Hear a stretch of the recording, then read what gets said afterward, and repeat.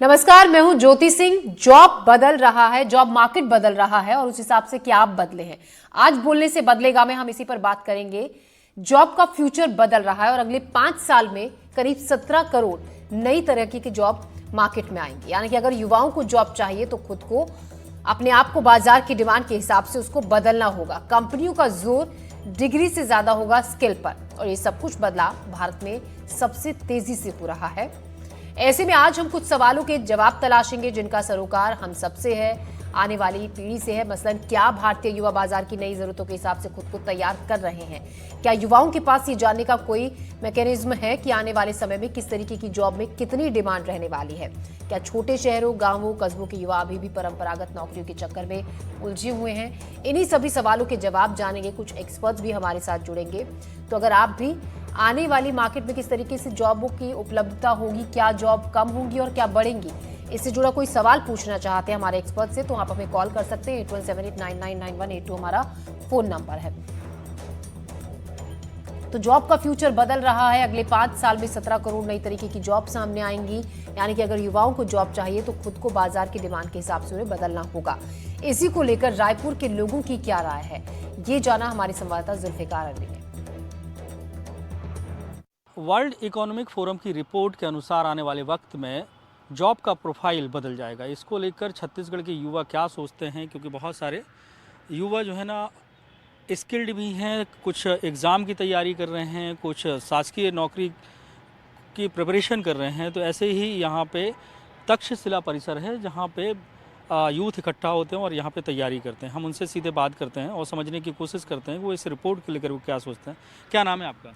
Sir, मेरा नाम गौरव साहू है। क्या करते हो आप?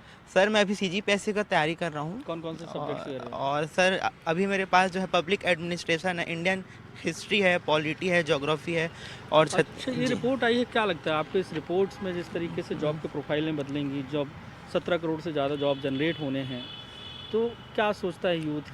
अब आप क्या अपने आप को उस लेवल में फिट पाते हैं? हाँ सर, मैं अपने आप को उस लेवल में फिट पाता हूँ और सरकार को चाहिए कि PSC और जो भी इंस्टीट्यूट्स है उनके थ्रू ज़्यादा से ज़्यादा सरकारी जो यहाँ पर गवर्नमेंट जॉब्स है सर, उसको इंक्रीज़ किया जाए। इंफ्रास्ट्रक्चर जो हमारे पास देश में यहाँ पर डेवलप किया जाए। और मतलब आपका कहने का ये है कि सरकार को नई टेक्नोलॉजी को एक्सेप्ट करना चाहिए और उनको अपने विभागों में हाँ सर, हाँ सर। ताकि क्या नाम है आपका? अनमोल ताम्रकर सर। क्या तैयारी कर रहे हैं सर CGPSC एस्पायरेंट सर। क्या लगता है आपको जिस तरीके की जॉब की प्रोफाइल बदल रही है? और सर, मुझे लगता है कि ये जो वर्ल्ड इकोनॉमी फोरम रिपोर्ट आई है उसमें हमको मतलब जो छत्तीसगढ़ अभी शिक्षा नीति आ रही है नई, वहाँ से हमको मतलब ग्राउंड लेवल से इसका शुरुआत करनी चाहिए और कॉलेज, इंस्टीट्यूट, इंफ्रास्ट्रक्चर, ये सब में डेवलपमेंट चाहिए। आप PSC की तैयारी कर रहे हैं? जी सर। अगर आप सिलेक्ट हो जाते हैं जी तो आपको क्या लगता है किस तरीके के बदलाव? सर, AI टेक्नोलॉजी है इसमें, तो विभागीय स्तर पे इसका पूरा मतलब प्रचार, मतलब तो आपको ये नहीं लगता कि AI आ जाएगी तो कम लोगों को काम मिलेगा? फिर नहीं सर, एडवांस होगा और काम भी जल्दी। क्या नाम है आपका? जी, मेरा नाम अर्जुन जांगड़े क्या कर रहे है। हो? मैं भी UPSC का तैयारी कर रहा हूँ। UPSC की तैयारी कर? जी। कौन कौन से सब्जेक्ट लिए आप? मैं economy, polity, geography, history, science and technology. Economic किस तरीके से बदल रही है, तो क्या उस इकोनॉमी से ही जॉब जनरेशन में बदलाव जी, हो रहा है? अभी हाल फिलहाल इकोनॉमिक रिपोर्ट के हिसाब से आने वाले समय में जॉब की जो नेचर है वो बदलने वाली है, जिसमें मेन हमको चाहिए टेक्नोलॉजिकल एडवांसमेंट। उसके साथ ही जो कई सेक्टर्स ऐसे हैं जिसके लिए जॉब की खतरा आ चुकी है, जैसे कि अच्छा, तो क्या आपको लगता है कि समय समय पे लोगों को अपने स्किल को अपग्रेड करना होगा? जी, लोगों को समय जैसे बढ़ते जा रहा है उसके हिसाब से लोगों को अपना स्किल अपडेट करना बहुत ज़रूरी है। जी, मैं तैयार हूँ, मैं टेक्नोलॉजिकल एडवांस हूँ, मैं कंप्यूटर में मेरा डिग्री भी है। सर, आपका क्या नाम है? सर, मेरा नाम रोहन है। रोहन जी, क्या तैयारी कर रहे हैं? मैं गवर्नमेंट एग्जाम्स की तैयारी कर रहा हूँ। क्या लगता है जिस तरीके की रिपोर्ट है, क्योंकि आप लोग तैयारी करते हैं, अलग अलग रिपोर्ट्स पढ़ते हैं, अब इकोनॉमिक फोरम की रिपोर्ट है कि जॉब का स्वरूप मुझे लगता है स्किल डेवलपमेंट प्रोग्राम तो चल ही रहे हैं गवर्नमेंट्स के, इसमें देखना चाहिए कि जॉब मिल रहे हैं कि नहीं मिल रहे हैं, जो भी डेवलपमेंट प्रोग्राम आप चला रहे हैं। सेकेंडली ये कि जो सर्विस सेक्टर है, खासकर एग्रीकल्चर सेक्टर, इसमें जो हम पैकेजिंग यूनिट्स को और डाइवर्स कर सकते हैं, जैसे जो भी एग्रीकल्चर सेक्टर में जो भी चीज़ें चल रही हैं उस पर सरकार की सिंगल विंडो सिस्टम की पॉलिसी हो सकती है कि मतलब लोग जो छोटे छोटे क्षेत्र के भी जो युवा हैं वो कैसे पॉलिसी का लाभ उठाकर चीज़ों को और अपनी एक यूनिट स्थापित कर सकते हैं, ताकि बहुत लोगों को रोज़गार भी मिले और अपनी ही जगह की चीज़ों का फ़ायदा उठाकर हम लोग आगे बढ़ सकें। बिल्कुल, यूथ तैयार है और जो टेक्नोलॉजी है उसको तो समाहित करना है, उसके साथ साथ लोगों के पास अपने आइडियाज़ भी हैं। जैसे रोहन ने बताया कि एग्रीकल्चर सेक्टर की अगर प्रोसेसिंग यूनिट लगा दी जाए और तो उससे रोज़गार जनरेट होगी और इकोनॉमी भी बढ़ेगी। तो अलग अलग सेक्टर में अलग अलग तरीके के इनोवेशन किए जा सकते हैं। हालांकि रिपोर्ट जो कहती है कि 17 करोड़ से ज़्यादा जॉब जनरेट होंगे, तो उसमें ये भी है कि कुछ लोगों के जॉब भी जाएंगे अगर वो अपने आप को अपनी स्किल को अपग्रेड नहीं करते हैं। रायपुर से कैमरा पर्सन प्रवीण साहू के साथ जुल्फिकार अली, एनडीटीवी। तो रायपुर के युवाओं की बात सुन रहे थे और युवाओं की बात सुनकर तो ये लगा कि उन्हें पता है कि क्या करना है, कैसे खुद को अपग्रेड करना है, क्या कोर्स करना है, क्या पढ़ाई करनी है। इसी पर बात करने के लिए खास एक्सपर्ट्स हमारे साथ जुड़ गए हैं। डॉक्टर मनीष मनोरिया हैं, डीजी आरजीआई, जयेश सूर्यशेट्टी हैं, एचआर एक्सपर्ट हैं, सुमेश शर्मा है, सह संस्थापक एएनडब्ल्यू से, ज्योति कनवातिया हमारे साथ हैं आईआईएम रायपुर से। आप सभी का स्वागत है, हमसे जुड़ने के लिए बहुत बहुत शुक्रिया आप सबका। डॉक्टर मनीष, मेरा पहला सवाल आपसे है। देखिए, हम युवाओं की बात सुन रहे थे, यानी कि ये सबको एहसास है कि आने वाले वक्त पे बहुत कुछ बदलेगा और जो चीज़ें हैं ज़रूरी नहीं है वो हमेशा जो जॉब के ऑप्शंस अभी हैं, जो एरियाज वो रहे, आगे बदल सकते हैं वक्त के हिसाब से। इस रिपोर्ट में कहा गया है कि 17 करोड़ ऑप्शंस जॉब के होंगे और 9.2 करोड़ नौकरियां जाएंगी। किस तरीके से आप इसको देखते हैं? क्या भारतीय युवा, भारतीय बाजार उस हिसाब से तैयार है? कि ऐसा है कि जिस तरीके से टेक्नोलॉजिकल एडवांसमेंट हो रहा है और ऑटोमेशन, आर्टिफिशियल इंटेलिजेंस और ग्लोबलाइजेशन, इन सबको देखते हुए निश्चित ही आने वाले समय में नौकरी का परिदृश्य चेंज होगा। कई सारी नौकरियां जाएंगी तो कई सारी नई अपॉर्चुनिटीज भी आएंगी। और मेरे को ये देख के खुशी हो रही है कि स्टूडेंट्स कम से कम इस चीज से अवेयर हैं कि हमको लगातार अपना अपग्रेडेशन करते रहने की जरूरत है, क्योंकि अगर अपने आप life long learning, critical thinking और प्रॉब्लम सॉल्विंग, अगर ये सब चीजें अपने अंदर डेवलप नहीं करेंगे तो सस्टेनेबल नहीं रह पाएंगे। जॉब लगना और जॉब पे सस्टेन रहना ये आज की डेट में बहुत बड़ा चैलेंज है, क्योंकि जिस तरीके से चीजें बदल रही हैं, जिस तरीके से टेक्नोलॉजी बदल रही है, तो आज की डेट में भी अगर हम सोचें कि नहीं हमारा जॉब लग गया है, अब हम तो अब निश्चित हो गए कि हमारा जॉब लग गया, तो ऐसी बात नहीं है। आपका जॉब लग गया, अगर आप अपने आप को अपग्रेड नहीं कर रहे हैं, नई चीजों को नहीं सीख रहे हैं, तो कहीं ना कहीं जाके आप स्टैग्नेट हो जाएंगे और जॉब से बाहर हो जाएंगे। तो अभी जो लेटेस्ट टेक्नोलॉजी आ रही है, जैसे आर्टिफिशियल इंटेलिजेंस, मशीन लर्निंग है, साइबर सिक्योरिटी है, डाटा साइंस है, डाटा एनालिटिक्स है, इन सब चीजों में रिन्यूएबल एनर्जी है, तो काफी सारी ऐसे डिजिटल मार्केटिंग है। तो स्टूडेंट को ये सब चीजें लर्न करना चाहिए। और ये ऐसा नहीं कि फाइनल ईयर के बाद ही किया जा सकता है, चाहे वो बीएससी कर रहा हो, बीकॉम कर रहा हो या इंजीनियरिंग कर रहा हो, whatever course they are pursuing. सबसे इम्पोर्टेंट ये है कि right from the first semester उन बच्चों को, जो अभी आपने एक बहुत अच्छा प्रश्न किया कि क्या सभी जगह पर बच्चे अवेयर हैं इस चीज से कि हमको क्या करना है, जी। तो मेरा ऐसा सोच है कि नहीं, सब जगह पर बच्चे अवेयर नहीं है। उनको प्रॉपर ओरिएंटेशन उनको देना बहुत जरूरी है, उनको प्रॉपर करियर काउंसलिंग देना जरूरी है right from the first year, जिससे कि वो समझ सके कि उनको करना क्या है। जी।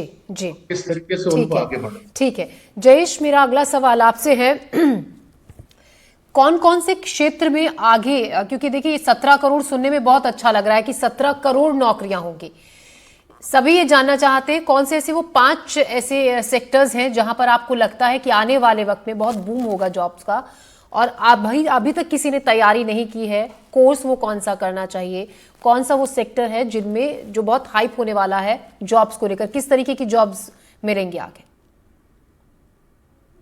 देखिए, इसके पहले हमें ये समझ लेना जरूरी है सेक्टर से पहले कि कौन से स्किल्स या किस तरीके के स्किल्स इंपॉर्टेंट होंगे, क्योंकि जिस तरीके से टेक्नोलॉजी आगे बढ़ रही है उसकी रिक्वायरमेंट, चाहे आप एग्रीकल्चर ले लीजिए, चाहे आप मैन्युफैक्चरिंग ले लीजिए, चाहे टेक्नोलॉजी सेक्टर या आईटीएस खुद ले लीजिए, हर एक क्षेत्र में बढ़ने वाली है।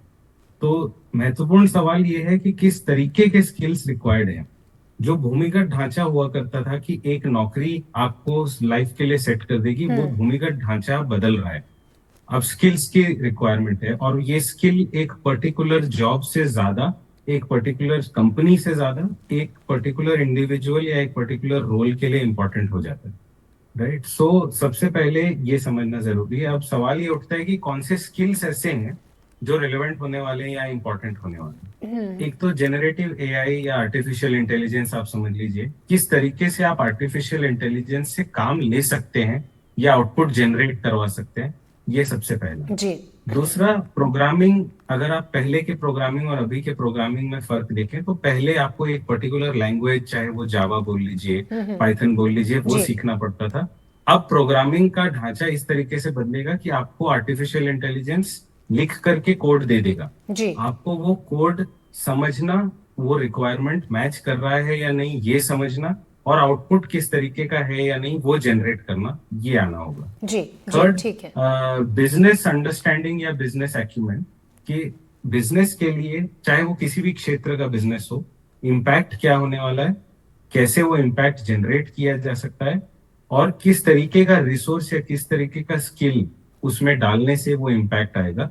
ये तीन चीजें अगर समझ लेंगे तो निश्चित तौर पे जरूरी है बिल्कुल जयेश, कि मेरा ये सवाल काम यही कर था कि जाएगा। जिस सेक्टर में जॉब ज़्यादा आगे आने वाले वक्त में होंगी उसी हिसाब से कौन सी स्किल वो चूज की जा सकती है। कोई भी बच्चा अगर अभी पढ़ाई करने का सोच रहा है तो वो उस हिसाब से मेरा सवाल आपसे था। डॉक्टर रितेश, क्या आपको लगता है, जैसा जयेश ने कई सेक्टर्स का जिक्र भी किया और उन स्किल्स का जिक्र किया जिसमें पूरी तरीके से अपने आप को शार्प करना बहुत ज़्यादा ज़रूरी है युवाओं के लिए, ताकि आगे बेरोजगारी जैसी स्थिति में वो ना फंसे। ऐसे में क्या आपको लगता है अभी जिस तरीके की पढ़ाई, जिस तरीके के कोर्सेज हो रहे हैं, उनमें वो चीज़ अवेलेबल है, उस तरीके से हम अपने युवाओं को तैयार कर रहे हैं आगे के लिए? अभी तो जिस तरह से पढ़ाई चल रहा है, जो पारंपरिक तरीके से चल रहा है, निश्चित तौर पर वर्तमान जो परिवेश चल रहा है वो जॉब के लिए, जॉब देगा ये सुनिश्चित नहीं कर सकता है। जी उसके लिए आज को बच्चों को अपने आप को अपग्रेड करना पड़ेगा। हमारी जो एजुकेशन सिस्टम है ना, जो हमारी करिकुलम है, उसमें बहुत सारी अपग्रेडेशन की जरूरत है। जैसे अभी 2020 एनईपी आया है, उसमें इसी चीज पर ध्यान दिया गया कि बच्चों को स्किल डेवलप किया जाए। जी जी जी हम क्लास 6 से बच्चों को हम उसकी प्रोग्रामिंग लैंग्वेज पर ध्यान दे रहे हैं, स्किल डेवलपमेंट पर ध्यान दे रहे हैं। उसी तरह से अभी कॉलेजेस में हमारे जैसे यूनिवर्सिटी है, CSBTU है, वहां पर भी अब एनईपी को हम लोग इम्प्लीमेंट करने की कोशिश कर रहे हैं। उसके according to requirement of the market, है ना, जॉब अपॉर्चुनिटी हम बच्चों को मैक्सिमम दे पाए, उसके लिए हम करिकुलम को डिजाइन करने की कोशिश कर रहे हैं, जिसमें स्किल डेवलपमेंट हम जिससे चाहते हैं कि हम एक रैंडम वे पर हम जिससे पढ़ा रहे हैं, पुराने जो पारंपरिक तरीके से जो पढ़ा रहे हैं, उसमें हम प्रिडिक्टिव ओरिएंटेड अधिक नहीं पढ़ा पा रहे हैं। तो हमको क्या चाहिए कि बच्चों को पढ़ाते समय उनको स्किल डेवलप किया जाए। उसके लिए हमारे पास डिफरेंट टेक्नोलॉजी भी अवेलेबल हो गए हैं। जैसे आज की डेट में हमारे पास कंप्यूटर में AI ML के हर जगह अप्लाई किया जा रहा है। आर्टिफिशियल इंटेलिजेंस, जी मशीन जी लर्निंग, ऑटोमेशन, 3D प्रिंटिंग पे हर जगह अप्लाई हो रहे हैं। तो क्यों ना हम अपने करिकुलम में अप्लाई किया जाए, और जिससे बच्चे कोर्स करने के बाद उसको जॉब अपॉर्चुनिटी मिलती जाएगी। हम इसके लिए प्रयासरत हैं। जी ठीक है। ज्योति कनवतिया, अब परेशानी और थोड़ा सा जहन में डर उन लोगों के भी है जो जॉब करते चले आ रहे हैं, क्योंकि कहा यह भी जा रहा है कि करोड़ों जॉब आएंगी तो करोड़ों जॉब सेक्टर से जाएंगी भी। ऐसे में हम ये सुनते ही हैं कि बहुत सी कंपनीज से छटनी हो रही है, सालों पुराने एम्प्लॉयज़ को निकाल दिया था। अब ऐसे में सवाल और डर उन लोगों के लिए है कि आने वाले वक्त में क्या वो जो नौकरी कर रहे हैं वो सेफ है या फिर नहीं, वो अपने आप को किस तरीके से अपग्रेड कर सकते हैं। ऐसे लोगों के लिए आपकी तरफ से क्या सुझाव? ये काफी इम्पोर्टेंट क्वेश्चन है अभी एड्रेस करने के लिए, क्योंकि लास्ट 10 इयर्स में जो जॉब्स आई थी वो ज्यादा जनरलिस्ट प्रोफाइल के लिए थी, ज्यादा MBAs के लिए थी, एंड नाउ इंडस्ट्री जो है स्पेशलिस्ट प्रोफाइल की तरफ मूव करते जा रही है। जैसे जैसे AI भी हमारे काम में मतलब शामिल होते जा रहे हैं, हमें ये समझना है कि AI को हमें एज एन एसेट समझना है, नॉट एज अ कॉम्पिटिटर। जी तो अभी जैसे मैं खुद अपना एक स्पोर्ट्स बिजनेस रन करती हूँ, तो अब जैसे खाली डेटा एनालिस्ट होना इज नॉट इनफ। आपको डेटा एनालिस्ट के साथ आपको स्पोर्ट्स इंडस्ट्री का भी नॉलेज होगा, तो आप एक रेलेवेंट रिसोर्स बन पाएंगे उस इंडस्ट्री के लिए। जी कंटेंट क्रिएशन रोल भी काफी बढ़ गया है, तो अब आप खाली कंटेंट क्रिएशन, खाली आप सॉफ्टवेयर सीख के आप सीमित नहीं रह सकते। आपको अपना अवेयरनेस, जनरल नॉलेज जी भी इंक्रीज करना होगा इंडस्ट्री के स्पेसिफिकली। तो अगर आप स्पोर्ट्स में है, डिजाइन में है, सस्टेनेबिलिटी में है, अगर आप वो अपना स्पेशलाइज स्किल्स डेवलप करते हैं अलोंग विथ जो सारे नई टेक्नोलॉजी आ रहे हैं, मुझे ऐसा लगता है कि आप जॉब के लिए ही खाली रेलेवेंट नहीं रहेंगे, अगर आप कभी जॉब से निकाले भी गए तो आप एज एन इंडिविजुअल कंट्रीब्यूटर और एज अ फ्रीलांसर भी आगे बढ़ सकते हैं। स्किल्स आपके पास रहेगा तो आपको हमेशा कॉन्फिडेंस रहेगा कि कहीं ना कहीं नौकरी लगेगी या आप एज अ फ्रीलांसर कहीं पे फिट हो सकोगे। ठीक है। सोमेश शर्मा, अगर कोई परंपरागत जॉब बिल्कुल खत्म हो जाती है तो उससे आपको नहीं लगता है कि संकट भी खड़ा हो सकता है? मेरा मानना यह है कि सोच का फर्क है। और जॉब तो एक जरिया होता है आपके जीवन को आगे बढ़ाने का। मुझे नहीं लगता कि कोई भी यूथ या इस कारण जॉब करता है सिर्फ कि मुझे उसे इस पर्टिकुलर फील्ड में जॉब करना है। ठीक है। बहुत सारे रीजंस होते हैं, पैशन होता है, नीड होती है, मॉनेटरी नीड्स होती है। बट मैं एक और परिवेश देना चाहूंगा कि परंपरागत जॉब जाने नहीं वाली है, नहीं जाने वाले हैं। वो रहेगी। और मैं आपको एक और बात बताना चाहता हूँ कि जो एआई की जो भी काम आएंगे, कहीं ना कहीं ह्यूमन इन द लूप तो रहेगा ही रहेगा। बनिस्बत हमें तैयारी अपनी इस तरह से करनी है कि हम उतने स्मार्ट रहें जहां पर ह्यूमन इन द लूप का जहां जहां जरूरतें हैं, हम उस लेवल पे अपने आप को तैयार कर लें, अपने आप को स्किल कर लें। ठीक है। Having said that, percentage of परंपरागत जो अपॉर्चुनिटीज है वो जरूर कम होंगी। बट जिस तरह से मैं देख रहा हूँ छत्तीसगढ़, मध्य प्रदेश और पूरे भारत जी। में बहुत सारी स्कीम्स चालू हो रही है, बहुत सारी यूनिवर्सिटीज ने अपने आप को अपडेट किया हुआ है। अभी जो इंटर्नशिप प्रोग्राम चालू हुआ है, यह सब वह इनिशिएटिव है जो इंश्योर करेगा कि आज का यूथ ना सिर्फ रेडी टू एम्प्लॉयबल है बट रेडी टू डिप्लॉयबल है, जो कि जी ज्योति जी ने जी ठीक है बहुत क्लियरली मेंशन किया। जी सोमेश। मुझे लगता है कि अपॉर्चुनिटी अच्छी है, भारत का एक स्वर्णिम समय है। बिल्कुल। और और उसमें जाहिर तौर पर आने वाले वक्त में बहुत बदलाव देखने को और उन्नति देखने को मिलेगी, जिस तरीके के हालात अभी बन रहे हैं और आप बता रहे हैं। हमारे साथ एक चुनेंद्र, हमारे साथ एक कॉलर जुड़ रहे हैं बालाघाट से। जी चुनेंद्र, कहिए क्या आप पूछना चाहते हैं, क्या आपकी राय है, क्या कहना चाहते हैं? मेरा बस यही क्वेश्चन था कि जो इंटरनेशनल इन्वेस्टमेंट्स आ रही है मध्य प्रदेश में, उसका डिस्ट्रीब्यूशन महाकौशल एरिया और आपका मध्य भाग एरिया है, उस पर किस तरीके से डिस्ट्रीब्यूशन किस परसेंटेज वाइज पे होगा? चुनिंद्र, एक बार आप थोड़ा सा धीरे बोलें और दोबारा अपना सवाल दोहराएं। थोड़ा जल्दी में बोल गए तो हम समझ नहीं पाए। मैम प्राइवेसी इशूज है मेरे साथ थोड़े से, प्राइवेसी इशूज है मेरे साथ थोड़े से। चुनिंद्र, आप अपना प्रश्न दोहराएं प्लीज। हमारे साथ जो गेस्ट है, मैं चाहूंगी अगर आपको समझ चुनेंद्र का सवाल आप में से किसी ने भी समझा हो, क्योंकि बहुत फास्ट वो बोल गए, मुझे नहीं समझ में आया, तो जयेश सर आप सुन पाए? मेरे ख्याल से उनका क्वेश्चन कुछ इस लाइंस पे था कि क्या चैलेंजेस जो हैं यूथ फेस कर रहा है और कैसे उसकी तैयारी कर सकता है, जी। जो मेरे ख्याल से मुद्दा भी है। तो सबसे पहले तो ये समझना कि आपके जो स्किल है उसकी लाइफ साइकिल या जीवन काल अब छोटा हो गया है। ठीक है। तो कि कौन सा स्किल हर साल हर दशक रेलेवेंट रहने वाला है, ये बदलेगा। तो इस चीज पे ध्यान रखना और अपने आप को रीस्किल करते रहना, अपस्किल करते रहना, ये पहला प्रायोरिटी मेरे हिसाब से सबके लिए होना चाहिए। दूसरा, ये समझ लेना कि एआई अगर एक एजेंट है या आर्टिफिशियल इंटेलिजेंस को एक बार हटा भी दीजिए, हार्ड स्किल्स और सॉफ्ट स्किल्स इन दोनों पर बराबर मात्रा में ध्यान देना, ताकि ऐसा ना हो कि अगर आपका हार्ड स्किल इररिलेवेंट हो जाए तो आपका सॉफ्ट स्किल आपको बचा ना पाए या आपको रिलेवेंट ना रख पाए।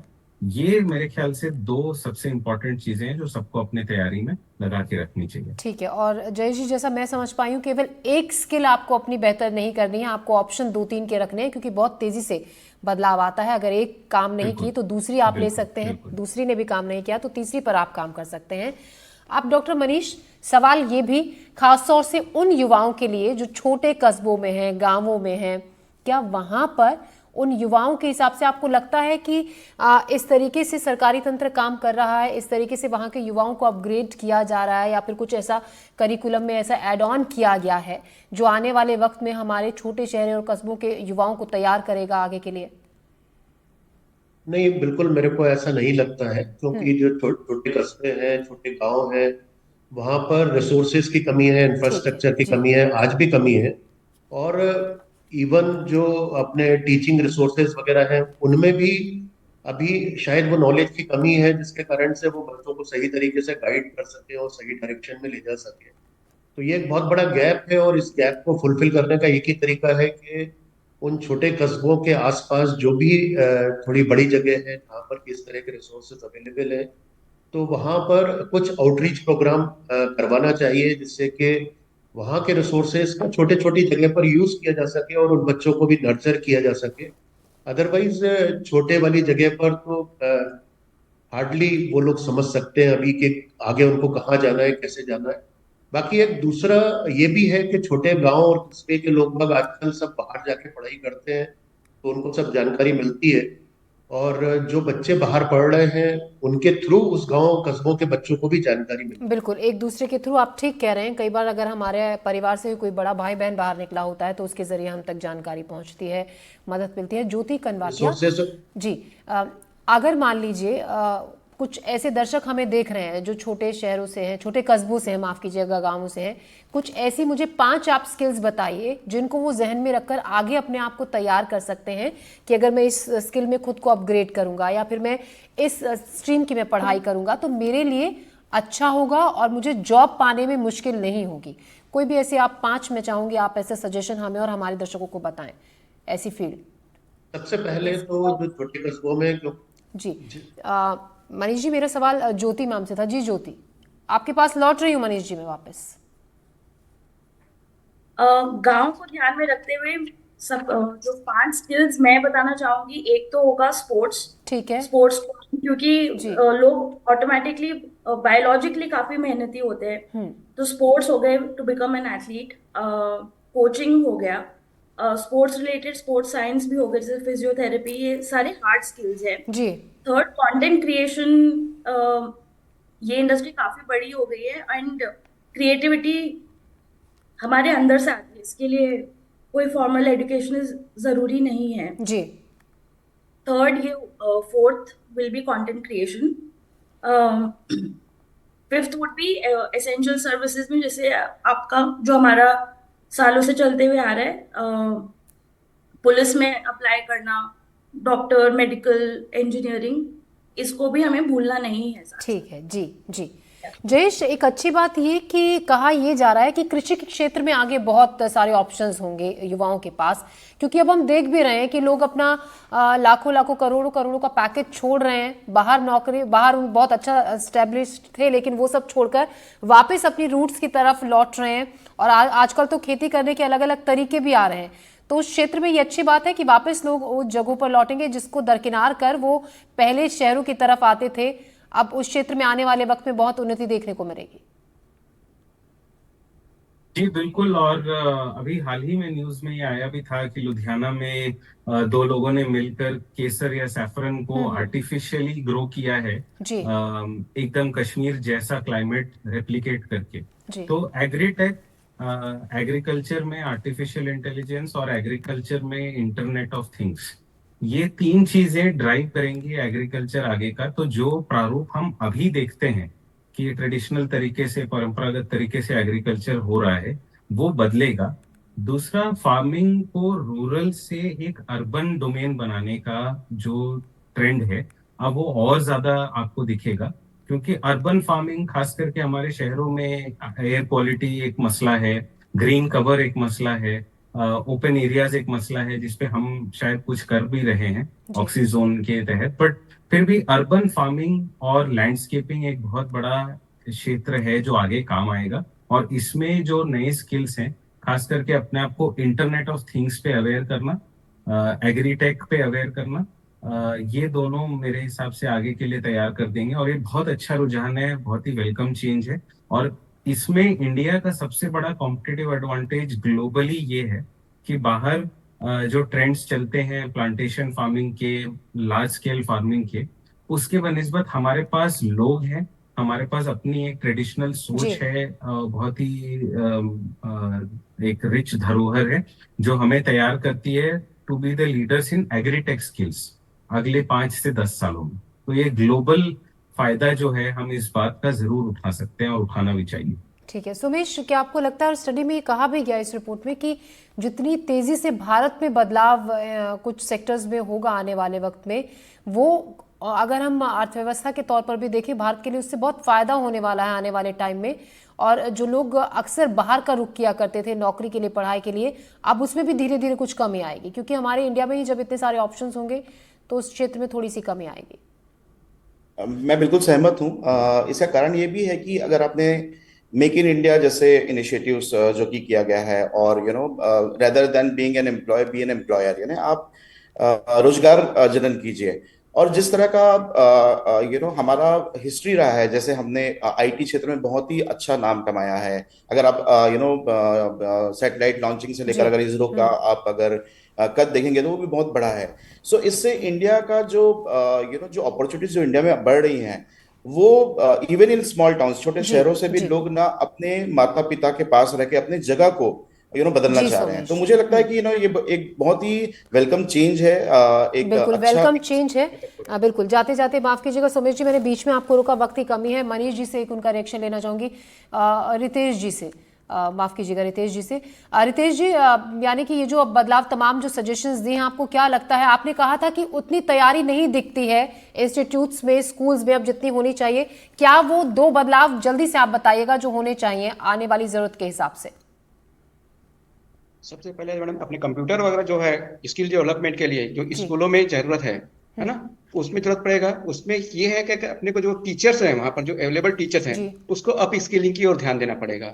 जैसे अभी बताया गया कि अप स्किलिंग मतलब क्या है, जो टीचर जो बच्चों को सब पढ़ाएंगे उनको खुद भी अपने आप को अपग्रेड करना पड़ेगा, जिससे बच्चे डेवलप होंगे। वैसे ही जैसे हम कॉलेज लेवल की बात करते हैं, कॉलेज लेवल में भी कंटिन्यूअस अप स्किलिंग प्रोग्रामिंग होना चाहिए जी। ठीक है ना, जिससे अपने बच्चों को बेहतर बना सके। जी डॉक्टर रितेश, आप हमारे साथ जुड़े, डॉक्टर मनीष जयेश और सोमेश शर्मा, साथ ही ज्योति कनवातिया, आपका हमसे जुड़ने के लिए, तमाम सवालों को जवाब देने के लिए बहुत बहुत शुक्रिया। तो आने वाले वक्त के लिए कुल मिलाकर युवाओं को आपको खुद को अपग्रेड करना होगा। स्किल डेवलपमेंट बहुत ज़्यादा ज़रूरी है, क्योंकि फ्यूचर उसी में है। और 2-3 ऑप्शन ज़रूर लेकर चलने हैं, अगर एक पर काम नहीं हुआ तो दूसरे पर आप काम कर सकते हैं। फिलहाल हमारी स्पेशल बुलेटिन में अभी के लिए इतना ही। दीजिए इजाज़त, नमस्कार।